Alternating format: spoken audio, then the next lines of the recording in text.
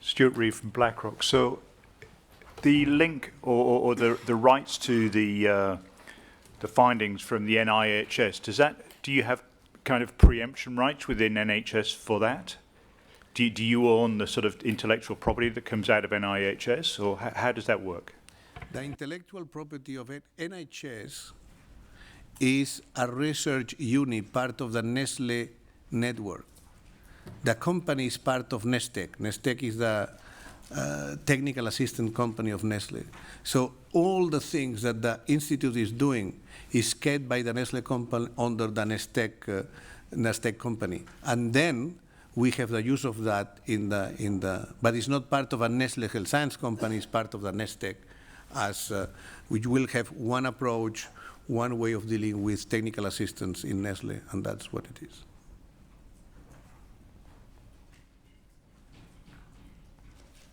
Yes.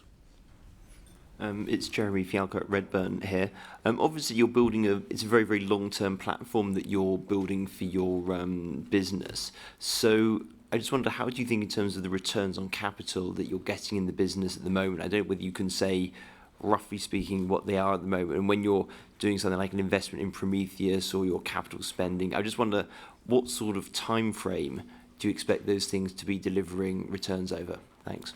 Well, first of all, two things. When it comes to the business we have acquired, this business is a higher growth than the average, as you could imagine, even if time to time we might have some hiccups, but the ambition is to really, really grow at a higher pace than the normal business. If not, it would not make any sense. That one of the drivers of our acquisition model is not that it should be strategically sound, but because of the risk that we are taking inherited, it should be a business that is basically accretive to Nestlé Health Science, and of course to the Nestlé company in terms of margins and in terms of growth. Then when it comes to, and this is very much managed by the acquisition, so I think in our case, CapEx is less relevant. What is more relevant is the goodwill. What was relevant is the money we use to buy this company and the goodwill and the risk we take if these things are not going to be successful. When we put 30 million in a clinical trial in Alzheimer's disease with a nutrition therapy, you would imagine that this is not CapEx, but you have spent the money and there is no return. We are managing very carefully. The board of Nestlé Health Science, in which Ling sits, we basically have let's say risk management as a part of our agenda every year, and there is a specific chapter where not only Ling but the people from the Nestlé as a shareholders of Nestlé Health Science basically follows that, and my CFO is also a person that is basically very much taking care of that, and myself. So there is risk in the company, but it's more on the area of the risk management of the adventure. And of course, the investment we're doing, some of them will have a period of maturity that will be longer. When you do a study like that, you expect 3 or 4 years to deliver your results. But also, I can tell you the size of the prize. This is not the pharma. We are not a pharma company, but the size of a prize and the risk is managed in different levels, and that's why we have built specific capabilities in the Nestlé Health Science company to cope with that.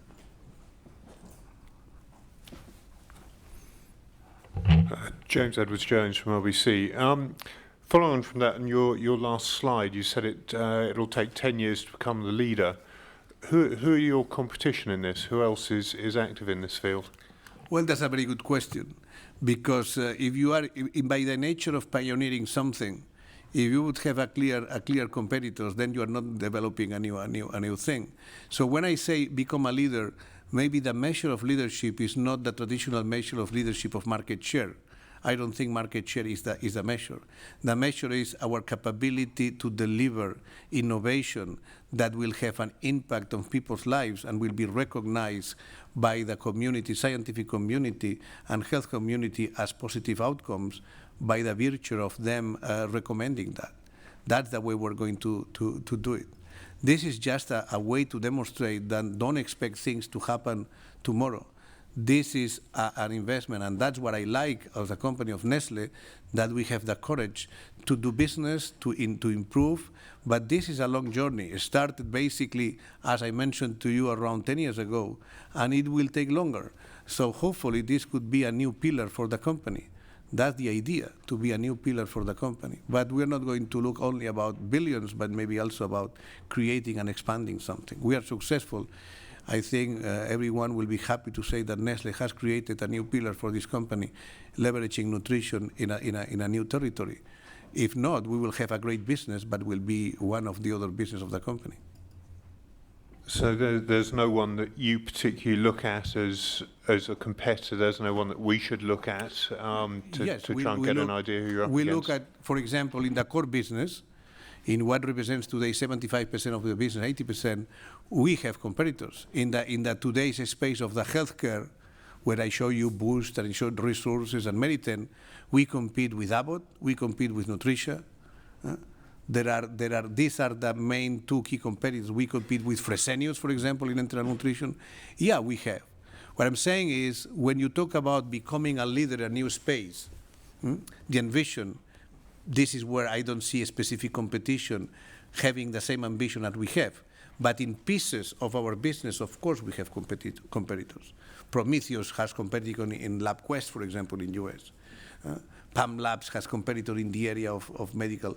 But in terms of the ambition of this transformational business, this is what I said. It is not, it's not clear, and maybe one day we will see that. When it comes to a specific section of the business, as I mentioned, yes, Abbott, Nutricia, Fresenius. We start here and then we go. First, can you just talk to maybe some of the hurdles of building this? I know one issue in the U.S. is that I don't think most medical schools even teach nutrition. So I'm wondering how you get over hurdles like that, and then maybe more broadly on the marketing side, Nestlé markets to mass audiences as part of that's the core expertise. How do you micro-target marketing and build up that capability? And then maybe last one on that is if and when these start being successful, is this a platform that you can use to create a nice halo for the Nestlé brand as a whole, or would you not use the Nestlé brand within this? I think if we start with the last question, when it comes to your last question, the point is, this company is called Nestlé Health Science. When I created this company, we were discussing whether we call it Nestlé at all or not. And we decided that this is part of the strategy. We like to see the Nestlé name. Our products, in a way or another, in different places of the packaging, they are signed by Nestlé Health Science. So yes, there is a commitment behind that. That's the third question. Sorry, your first question was on. Oh, just as you think about marketing the products, and since you have to. And the regulatory. And then I know in the U.S. the doctors don't even think about nutrition, which is unfortunate. But well, the doctors do not think about nutrition, but some of them think about medical food. Add food for a special medical purpose. That's a category. Now, among other things that we do is we discuss with regulatory bodies. In Europe, it's more clear. In U.S., it's more challenging. Because within medical food, there have been things that has been not properly been oriented. So there may be things that to bypass a drug by leveraging a simple way of being more quick to market, because our medical food is not a drug. We are not even controlled by the same section of the FDA. Since the creation of Nestlé Health Science, we have been seeing the FDA, we have lobbying efforts, we have discussion with them, and we are starting to collaborate with them in what is the regulatory challenge as it is, in order to set them apart, because we believe this is part of the future, and we're hopefully to convince not only to the FDA, but to others. It's interesting to see China. In China, before this year, they only had food legislation drug legislation. By the end of this year, I believe we're going to have food for a special medical purpose legislation. This is a fantastic opportunity for us, because so far in China, we were caught either in one side or on the other side. By opening up the possibility that nutrition could be part of a medical solution, so-called medical food or food for a special medical purpose, then you are opening, you are giving that. So that's why regulatory is so important. Sorry. Can you just explain a little further the regulatory trouble in the U.S.? I didn't quite understand. So you're saying it's a different part of the FDA that handles medical food? The FDA, they have a kind of body that basically is very aggressive, that controls everything that is in the drug space. And there is a kind of called CSAN, which is basically taking care of more of the food, part of that where medical food resides. And this is where they are working, and we're working for that. So it's different legislation and different approaches to that. That's what we call medical food in US, and today is under a lot of scrutiny by even the FDA, and that's what I'm telling, we are working very closely with them. In other parts of the world, this concept of medical food is called food for a special medical purpose, Europe, and now in some countries, like for example, China today, they have decided to adopt this legislation. Basically, you know why? In order to fight the melamine crisis. Because they thought that having only legislation on one side and the other side, they might not be strong enough. So now, legislation on medical food opens us the possibility for us to work in the territory and have more tighter regulation when it comes to claims. That's another element of that. It was, yes. Hi, it's Warren Ackerman at SocGen. Nestlé Institute of Health Sciences put out a press release last week saying that Nestlé scientists have cracked the metabolic code for long life. That was in the press release we got last week.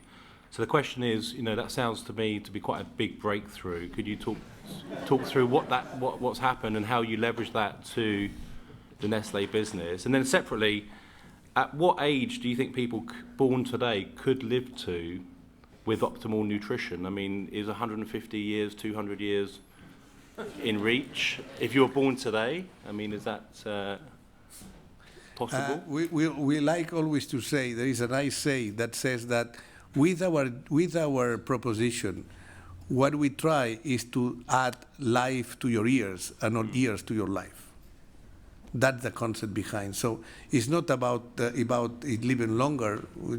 Living longer is not only a question of nutrition. Of course, it could be a question of nutrition, but it's living better and not only living longer and facilitating people with medical chronic conditions to have a better life by leveraging the power that we believe has nutrition on that. When it comes to that, of course, the institute now, this is what I talking before, this kind of predicted, this is models. This is part of the metabolic exercise they are doing by identifying better how nutrients interact with your genes. We might be able to better understand what are the nutritional needs when it comes to people with obesity in order to improve and to give a more targeted approach with nutrition products. Maybe, and then. Yeah, thank you. Martin Dolan from Pioneer. Just going back to the question on competition again. If you take two of the examples you put up there, say the PKU, where if you look at nutrition, they've got Animix PKU, or Impact, where they would have Fortisip. Where you've got direct competitors like that, do you compete on price? Or do you compete on different geographies? And also, do you have any products where you would say you have no direct competition from Nutricia or from other medical nutrition providers? Well, for example, when it comes to PKU, price is not the issue. This is not a pricing. This is about satisfying and being close to.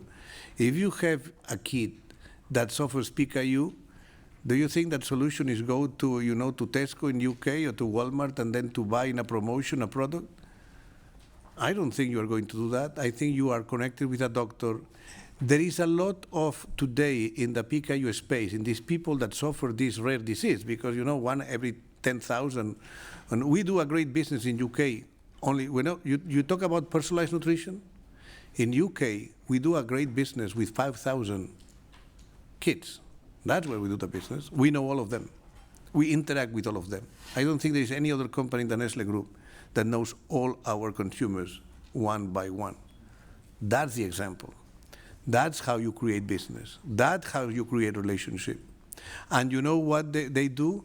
They build communities, Facebook, all the social media. They talk to each other. They like to see each other. Mothers like to share their story. With whom we compete? We compete, for example, Nutrition from Danone has a business which is quite important called SHS, also in UK, with also a company which is specialized in this category. And in other segments, yes, we have competition. In other, our products are so specific that the competition is less clear. What was you? It's Bob Altschmidt from Merrill Lynch. Just a question. You put your arrow here in the middle where you're sort of building the leading organization. Part of that process has been involved in terms of taking existing businesses, and part of it's been buying in capabilities. Where do you think you stand now in terms of, do you have what you have in-house now? Is it, or do you need to go out and source more? Do you need to buy more businesses? Or is it more about just growing what you have? So far, we have been fishing a lot. We have been, I mentioned, we have screened 200 companies, not a joke. We have been present in any healthcare conference. We have been discussing with a lot of people. I defined 2013 with the acquisition. We had a kind of year of consolidation and, kind of settled down the dust so we can see the difference between the dust and clean water. But this is how I see 2013, maybe part of 2014, who knows? But it's clear that our ambition is to continue growing organically. Of course, we have bought something we need to deliver. And in addition to that, we are going to continue doing partnerships, maybe collaborations, and always looking to maybe buying products, maybe buying capabilities, maybe sharing that with other companies.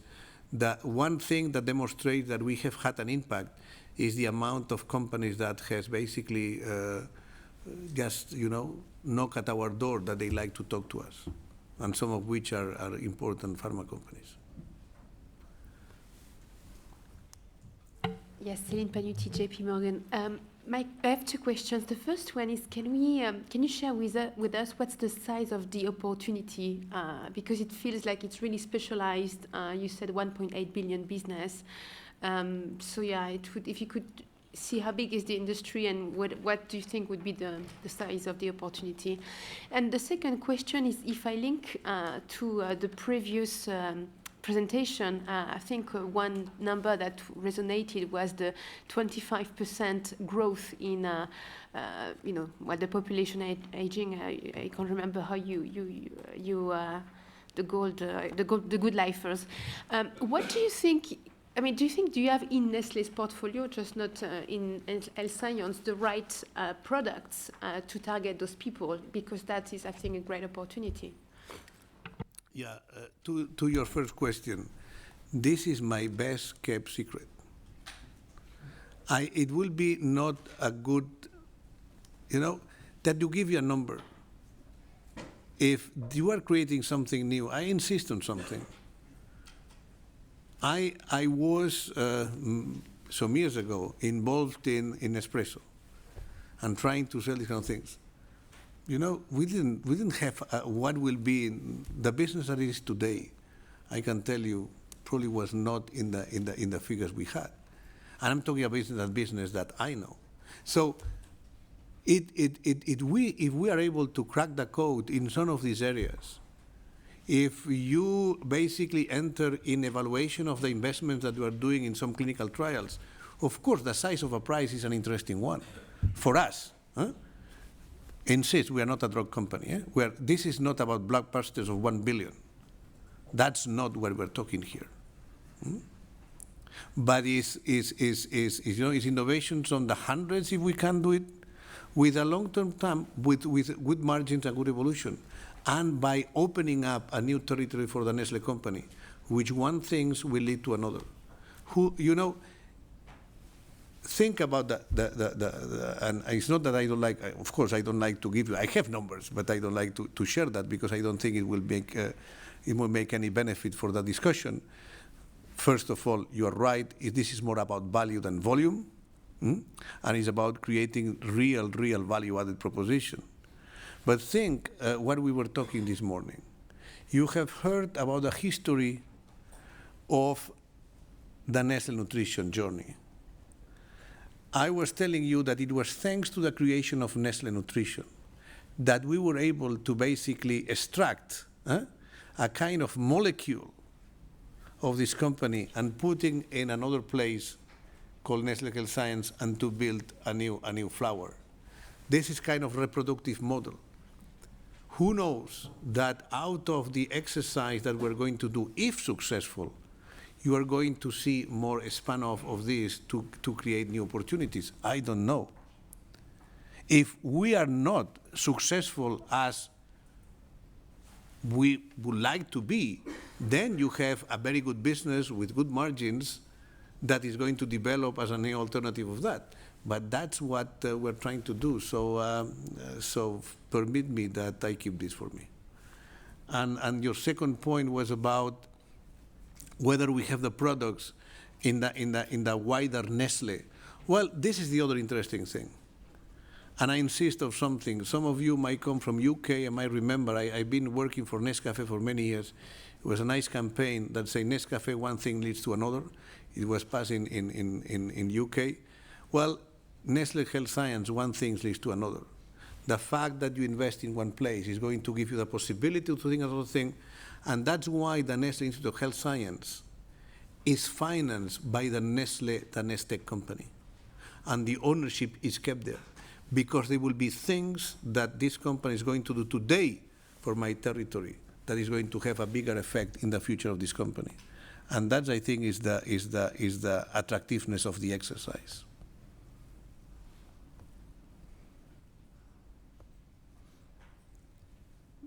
No more questions? Yeah. Hi, this is Heidi Rauber from Fidelity. Can you talk about the type of intellectual property protection you expect to have for these products? What do you mean about? I mean, do you ultimately patent these products that you will be developing? Yeah, basically or the is what it could be is that the IP will be in the form of the product or even the technology. So what we try is to protect everything in the value chain, either from the technology, maybe either even for the claim, either from and of course the brands, and in some cases even we try to protect or to develop a unique route to market approach. So any opportunity we have in Nestlé Health Science and Nestlé a good competence on the legal staff that is helping us to better understand what is the best way to protect the initiatives we take. And when we have collaborations like the Nestlé Science, the Nutrition Science Partners, for example, it was one of the key elements was to clarify who owns the IP, how the IP will be developed, to what extent our access to a library in the botanical nutrition products might give access to who will do that. That's part of all the negotiation and all the deals that we do. This is a key point of us. Thanks.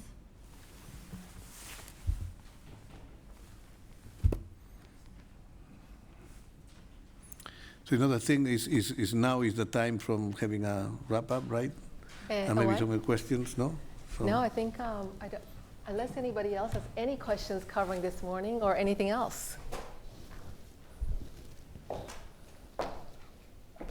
Yes? No, so no more questions for NHS, no more questions from this morning's presentation.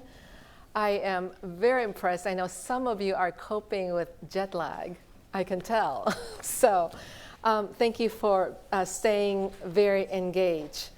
You will have plenty of opportunity tonight to ask more questions over dinner. We have about 30 or so Nestlé managers who will be joining us tonight at dinner. So I said this morning at the opening remarks that what we do and how we do it set us apart from others. And for us to have positive performance gap requires us creating competitive gaps. And you can tell from this morning's presentations and today's presentations that we create competitive gaps by either our long-term long track record of successful innovation, the long mindset that we have, long-term mindset, whether it's compliance being non-negotiable or it's quality set at the highest standard. For example, in infant nutrition this morning, we said that our marketing standards are very, very strict. And it obviously is not very helpful for us from a short-term perspective, but we know that it builds long-term credibility and trust with all stakeholders. An example in China, whether James and John talked about whether it's milk districts, buying directly, as Heiko said, from milk farmers, the Dairy Farming Institute, or the Ming study with Beida, which is Beijing University. We try to be part of the solution versus part of the problem. James mentioned earlier that Mr. Song, who is the head of Chinese Dairy Institute, talked about how we are perceived like a local company. I share this story, many of you have heard this on roadshows and meeting with you on a one-on-one basis. When the melamine crisis hit in 2008, we did not abandon the local Chinese milk farmers. As tempting as it was for us to start importing milk powder, we did not. We stuck it out. We flew about 40 experts to help the local Chinese farmers cull through the supply and sort out what's good and what's bad. And so doing the right thing for the long term, helping the affected stakeholders ultimately help us as a company on the long term. And you just heard Luisa's presentation on Nestlé Health Science.